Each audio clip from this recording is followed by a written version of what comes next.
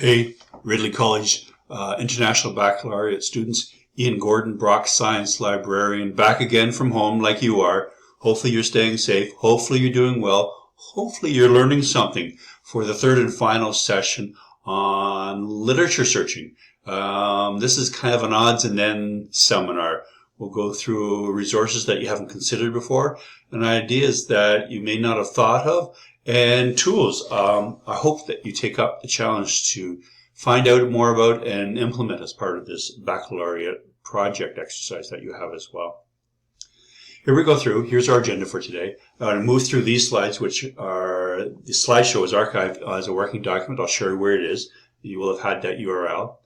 Share search strategies, resources, and supplementary databases. And specifically, we can talk about lots of things. Review articles, government documents, news, theses and dissertations, patents or patents if you're British, that's how they pronounce it, definitions, terms and definitions found in dictionaries, encyclopedias, handbooks, glossaries, and other tools as well. Zotero, our citation management system. I'll show you more about that as well. And being a better writer, you can always improve as a writer. I'm in my 60s and I've only started to engage in a number of strategies to be successful. You being so young, it's so intimidating.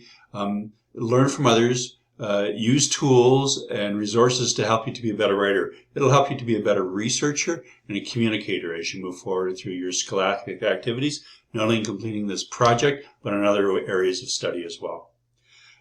Review the second and introduce the third assignments. And then I'm going to show you how to gain additional help. You may be asking now, I need help, or where do I get help, or I need this, and I'll go over that at the very end as well. And I'm going to talk about the Brock Library Liaison Librarians. It's a community of about 12 people at our institution. I'm the science librarian, so I deal with many areas, but concentrate in my interests and my scholarly background. I have 2 master's degrees. I'm a geologist by training, so I kind of teach and instruct in those areas, as well as very knowledgeable. And there's colleagues that are very knowledgeable about other subject areas, like world affairs and English literature, film, physics, classics. Some areas I know very little about, but can help you, but I want you to introduce you to those people, and I'll show you how you need to be introduced to those people as well. Ready to go? Let's go. Here's the assumptions. I know they're smaller, but you've exhausted Ridley Library databases and online resources, specifically the online databases for news and scholarly materials. I know I keep telling you this, but you need to exhaust those. They're very good, and they're for your use as well. You've investigated public libraries near you. Hopefully there's a big one near you, and made contact with an academic library. Again, I said or invited you to find a relative, a father, mother, daughter, sister, brother, someone down the street or invite yourself by sending an email to a local librarian, a subject librarian in an institution near you who could help you move through these resources and provide content that maybe I can't provide as well. And ask for help when appropriate, okay? Lots of questions. If you come across doing your academic book searching, you may have come across something like this. It says, buy a free preview. You can buy these things. You can buy chapters. You can rent things, as I'll tell you. I'd suggest you not.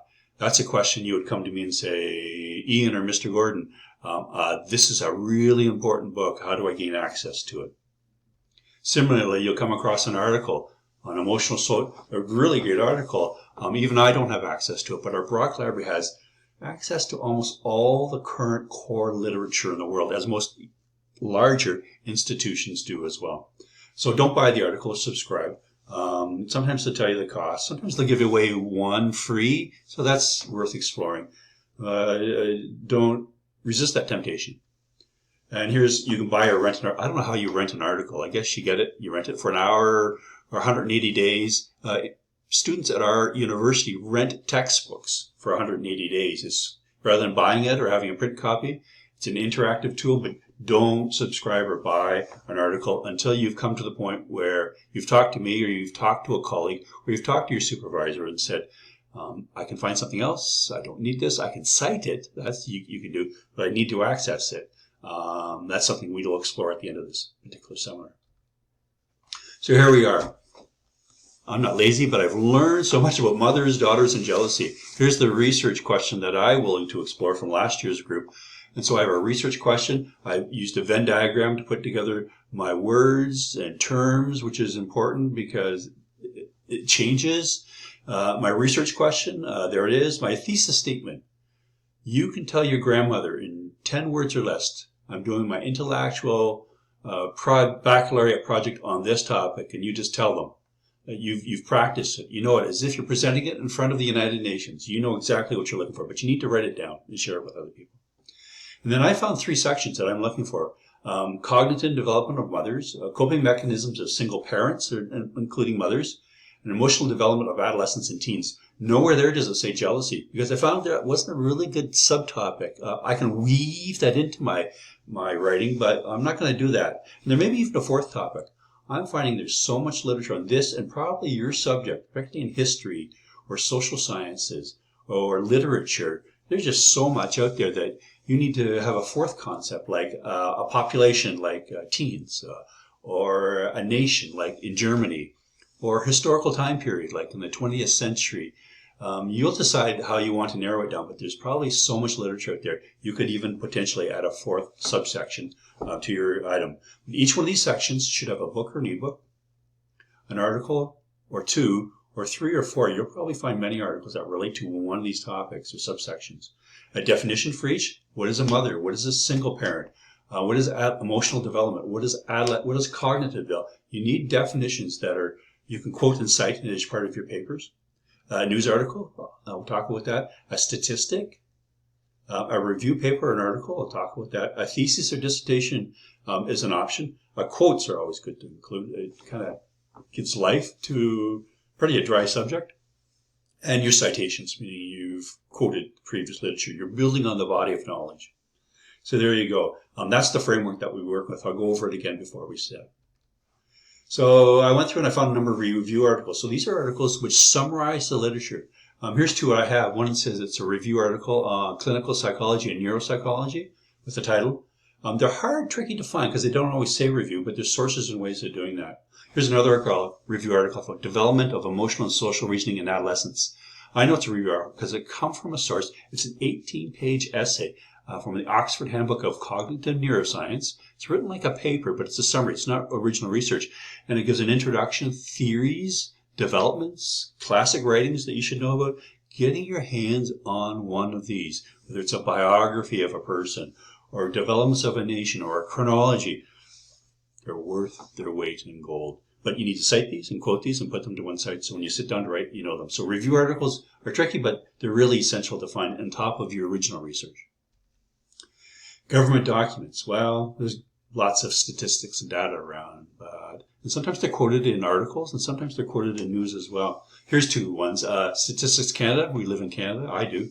Portraits of Canadians' Family Life in Canada in 2016. So it's a 20-page document that quotes statistics and trends and provides data. So I can quote those in my paper as well on families and single parents and lone parents.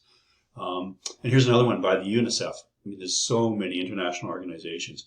But these add value and reputation, credibility and validity to what you're going to say, as well as they have definitions as well. So there's lots of these government documents. So tend to think of maybe there's a government document or report that may help you.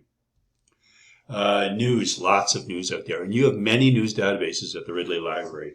And it's hard to search because there's no subjects in news, and it changes, and it's usually a colloquial or a pedestrian way of saying things. But news articles, especially for each one of your subsections, is really valuable because it adds flavor. It adds a common theme. It speaks the natural language. You can grab a quote or a statistic from it you can include in your paper. So as you develop theory, you cite literature and review literature, you include statistics. It's always nice to put a quote in here. And it helps the reader. Someone has to read this, and it helps them to read and give not only your views, but other people's views of this as well. So here's one on emotional challenges of single parenthood. Again, cite it, quote it, and put it to one side so you have it when you write. Another one from the Telegraph, which is in London, England. A generation jealous. Meet the daughters struggling with their mother's success. Whew, pretty interesting. And you see the language they use to describe their titles, and they write is pretty fluid as opposed to a structured language that's specific to any particular discipline. So news articles are really important. theses and dissertations. So these are master's theses by institutions, lots of them around the world. Dissertations are PhD doctoral theses, really intense. There's certain databases, but they're gray literature, meaning they aren't really books, they aren't really reports, they're not really published. Now, many articles may come from this, but these are deposited, usually open in the institution where they're granted. So here's two thesis and a dissertation, one from Florida Atlantic University and one from Iowa State University. And they're there in full text. The neat thing about these is if you find one that's specific to one of your subsections or your research question, they summarize the literature up to then. One of these two people spent their life putting these two documents together because they had to defend it and present it to the scholars for them to get their actual degrees. There's a way of doing that, but sometimes a good thesis or dissertation, they're just amazing. But they're not books, they're not articles, they're not review articles, but they're very powerful. Patents, or patents, as I said, if you're British. These are documents, mainly for science people. They're ways, formal, quasi-legal instruments to copyright a novelty or a new idea or a process or technology, a smartphone or something like that. So they're specific to technology and science and applied technology sciences. And I found one here on air drying devices for preserved Szechuan pickles. Apologies for those if I said it differently. It's in a database, and it's easy to find. It's tricky literature, but patents are really good because they summarize new and developing ideas. And these go back over 100 years as well. This one was originally published in Mandarin or Chinese, and the database actually transliterates it perfectly. Well, almost perfectly. I can't tell how well it did. But patents are interesting, especially if you're doing applied or sciences like chemistry and physics. We're down to definitions found in dictionaries, encyclopedias, handbooks, or glossaries. These, I can't underestimate how powerful these are. So every time you meet or introduce a term or a subject like jealousy or envy or cognitive development, mother-daughter relations, you want to cite and quote a source so that you're just not making this up and you have a validity of other scholars expressing in their words how and what these things mean. So I went into an Oxford Dictionary of Gender Studies and found I can cut and paste it and cite it. Don't plagiarize, but paraphrase, but include direct citations. Here's one on our encyclopedia article on jealousy. These are often hard to find because encyclopedias and dictionaries are often proprietary, meaning they're behind like books paywall, or they're in individual libraries in print or electronically. We have at Brock University, like other major universities, these in huge databases that we search across thousands of encyclopedias and dictionaries, and maybe have a choice of 20 citations to look at. And here's two that I found that looked interesting as well. So a question you may ask for a subject librarian, I need to define this term and I'm not finding it in Wikipedia or other dictionaries. I just need to have something more developed. Excellent tools to use. Encyclopedias, dictionaries, handbooks, and glossaries for definitions. Definitely will want to use these. So here we go down to Zotero. Zotero is a really neat tool, and I introduced it by producing this screen, which is on my workstation. On the left, I have a file called Ridley IB project, and every time I found one of these encyclopedias, web pages, ebooks, dictionaries, and specifically articles, I've pushed them into this database, into this file. And I've got about 20 there. It puts the title, the author, and automatically, without me typing anything, the abstract, all the information I need to create a bibliography. But also, you can see in the top right-hand side to have notes, meaning I say, this is an excellent article. I should put it in my introduction. Or you can cut and paste maybe a paragraph and put it in there so that you don't want the whole article, but you know what it is. And tags, meaning you can tag an article using a coding system, especially in scholarly tools when you're working with somebody else, and you can share a Zotero account with other people, so you all contribute to this, that help you to find things easily. You'll want to use find. But the neat thing about it is if you developed one for a Ridley IB project, maybe you take English next term or classics another term. You create this tool that's yours. It's a repository of the tools you've used and the ideas and the sources that you found that you can go back and find again as well. So that's Zotero, but I'm going to show you how it works more specifically. So let's say I found Psychology Today, a web page. When I download Zotero and put it on my laptop, on my workstation, you can take this, and on the right-hand side of that, you see there's a button there I've circled in red. It automatically knows in Zotero to take this information and put it into the database. So I just click on it and it does it automatically. So not only are you pushing things into Zotero, you can pull them in as well. I found a number of books, and every book in any library has an ISBN. It's an International Standard Book Number. Sometimes it has more than one. There's 2 here. I can take that and put that number into Zotero, and it doesn't pushes the data, it pulls it into the database 9 times out of 10. Most importantly, every article, here's a neat article that I found in the Journal of Applied Developmental Psychology with the title and author. Every article in the bottom left has a DOI, Digital Object Identifier. It's like an ISBN for a document, for a figure. And I've blown it up in the middle, and you can see the number. It usually starts with 10 dot, and it goes on, and it could be 20, 10, 20, 30 characters and or numbers long. But if you cut and paste that, and you go to Zotero, and just as you can see that on the top left-hand side, there's a pencil, and on the bottom there's that dot, and I just pushed or copied that number into Zotero and actually pulled and put the article I was looking for, citation, right in there. I didn't have to do anything. It took less than 2 minutes, 2 seconds to do that as well. So if you can see where the red stripes are there, those are the 3 things that I've shown you as examples. I've pulled into Zotero, so you can push or pull. But now I have a repository of all my citations, so I can do in-text citations when I'm writing. It'll track that. It's tricky to do, but it's easy to do. Or I can just create a bibliography for 1, 2, or a whole file or a whole folder as well. Quite powerful. Most people, when they use this, tell me, why didn't someone tell me about this? This is the most important thing that I've ever done. You don't know how hard it is to do citations in different styles. And this has saved me so much time. I'm just so thankful someone showed me how to do this.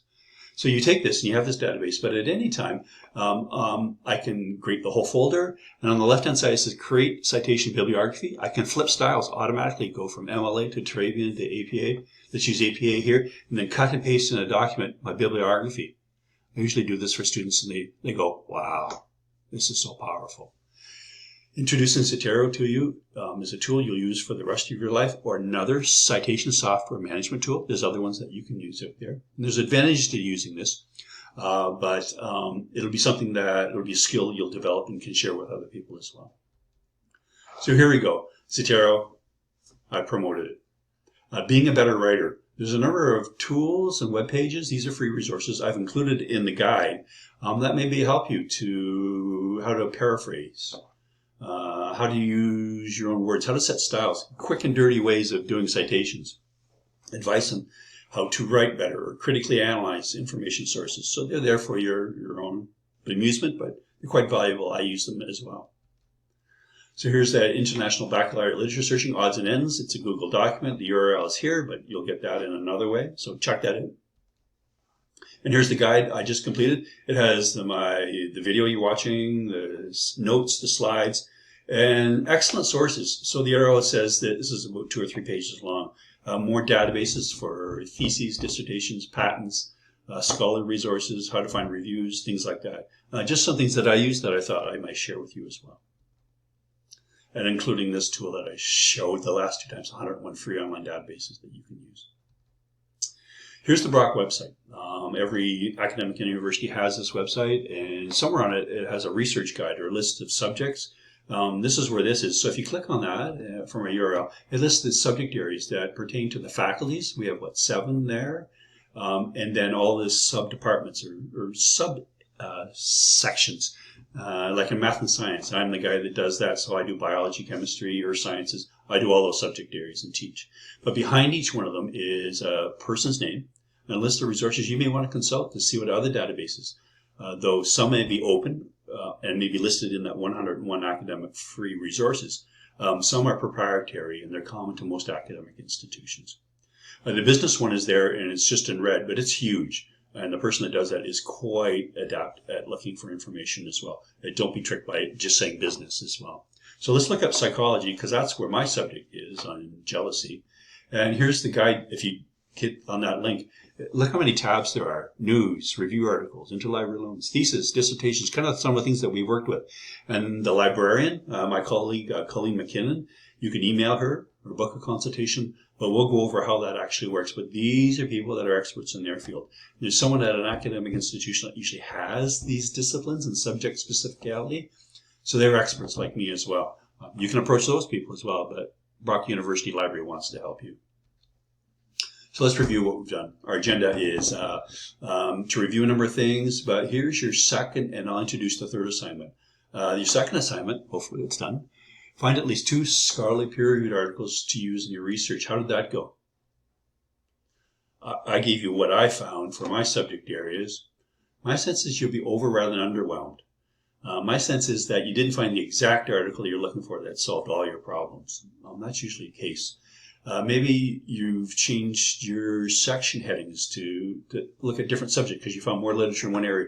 Or maybe in some areas you didn't find anything and you're kind of wondering what next steps or how to ask for help, or to maybe not change your subject but to amend it to relates to literature. Because as I said last time, a good project is a done project. You've got to get this done within the boundaries of the time and the space that you have to do this. And we'll go over where to get better, more help as well. So here's the assignment for this week, for the odds and ends. Complete at least each one of these following 3 tasks. So you got 3 tasks. They're pretty simple. Number 1, find and cite one of the following. So one of these that pertains to your subject, your discipline, a patent or patent, a news article, a statistical source, a review article, or government report that speaks to one of your subsections as well. Cite it appropriately in the style manual, APA, MLA, whatever you're chosen to use or you have to use as well. Second point. Find and cite a definition. Definition meaning we want an encyclopedia or dictionary article or handbook specific to one of the concepts that you're looking for as well. Something that you'll include, cite, and quote as part of your particular project. You just want the citation. The last thing is I want you to watch this. Learn how to use Zotero in 30 minutes. It's probably the most contemporary, the most complete. It's pretty succinct, done by a colleague at another institution. Some things are applicable, some things aren't, but it gives you a sense of how this tool works, and how easy it is. And you know what? It's free. Free. Free. You got to use it as well. So here we go. Where to get help? Well, the Ridley Library help people can help you as well. So you've really got to exhaust those resources. The intellectual baccalaureate faculty and your colleagues, the people you've been working with, are great sounding points because they've done this research many times before and know where you need help. Local public, regional, and university librarian or library may be able to help you. They may not be able to get you the content you're looking for because they have licensing and copyright permissions that preclude them from giving you things that are free that they pay for. There's my name and my email address. And so when you email me, as I've said, put Ridley IB, whatever into the subject heading, so it doesn't go right to my junk or my unread mail. It goes and I'll see it and get back to you appropriately. So why would you want to email me? Well, you want to talk to a Brock Library Liaison program like Colleen. Don't contact her directly. Contact me and then I'll introduce you, if I can't help you, to her and her expertise as well. Most people want to get access to me because they found a book. They found maybe an article or more than one article they want to find, but they don't want to pay for it. And they probably want to read it and use it, whether they want to include it in their citations list as well. So it could be an ebook, it could be an article, a statistic, you can contact me, but that's where you would email me as well, okay? Gain advice in getting started. I say this openly. Sometimes I can help you, but you don't know what to ask. Maybe you can say, I heard about finding ebooks, but I'm just don't know how to do that. That's okay. Or I'm having trouble getting started finding a review article. How do you do that? Those are great questions, and we're here to help.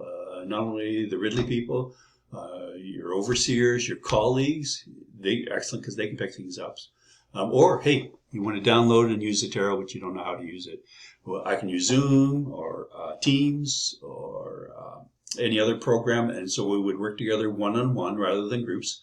And as we come together one-on-one, we'd share screens, and you get a better sense of how this actually works. And once you do that, and I sense that we could work together, we would book a consultation meeting. I would find a time you're available, I'm available, a time when we're both awake, and then we could probably spend less than an hour, maybe a half an hour to 45 minutes to go over questions as well. But if you want to do that, we challenge you and invite you to do that. These are things you need to have down. Not only your homework done for your 3 assignments, so that proves to me you actually know what you're doing. You have to have your research question. So I would ask you, so what is your research question? You could say, to what extent can mothers get jealous of their daughters? A thesis statement. Again, you got to practice this. I'd say so, or put it in an email message what your thesis statement is. And you'd say, I'm investigating the, you fill it out, or my research deals with psychology of, you know what you're looking for. Your sections. So I've got 3 sections here. Cognitive development of mothers. List your keywords there. These are the 3 keywords that I've used. Another section that I have is coping mechanisms of single parents. See, I've actually changed this in the last hour. So, and you've looked through ebooks, books, prints, definitions, news, statistics, referred dictionaries. You've played with those areas and you have a sense of what's there, what's not there. And I could actually say, show me what you got. Emotional development of adolescents or teens. That's my 3rd concept. So you know how far this goes back. I mean, I need to know in the last 10 years. It has to be in English language, so you'll be able to answer those questions as well. You may have, as like I suggested, a 4th concept as well. So my questions to you would be, is if I was having a research consultation, we're zooming between each other, I said, so what have you done so far? You should be prepared to answer that. Or what do you need help with? Now, it's not everything, but you can specifically articulate, I need help with, and you can finish the sentence.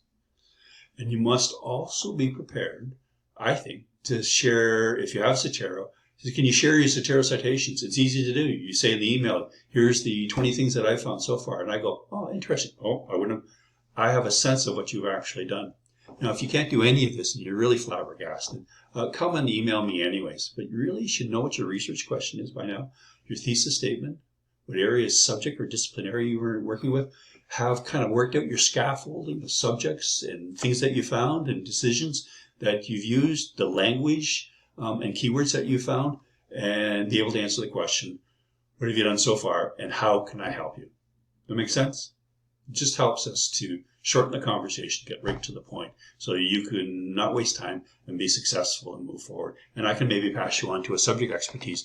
And believe me, as I know geology, earth sciences, chemistry, physics, there are people that know history.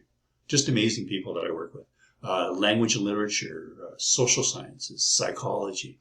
And so I would, rather than waste my time, push you onto those people. And some people, to their credit, the Brock Library have said, yes, I will help Brock, IB, Ridley students. So feel privileged that you can do this and certainly take advantage of it because it's a resource, unlike maybe people at Ridley or other institutions, that can help you to be successful as you move forward. Because as you've heard me say, a good project is a done project. You want to finish this in a timely and a professional manner and feel proud about it as well. So there's the agenda. We went through a series of slides that are archived. This video is archived. You've new ideas about odds and ends. The 3rd assignment is there, so you got to do that. And then how to approach the Brock University librarians. Make sense? So good luck. Hopefully I may connect with you. If I don't, that's okay too as well. But it's been a joy to work with you. Good luck on this particular project and your careers. I hope to touch base with you someday in the future. All the best.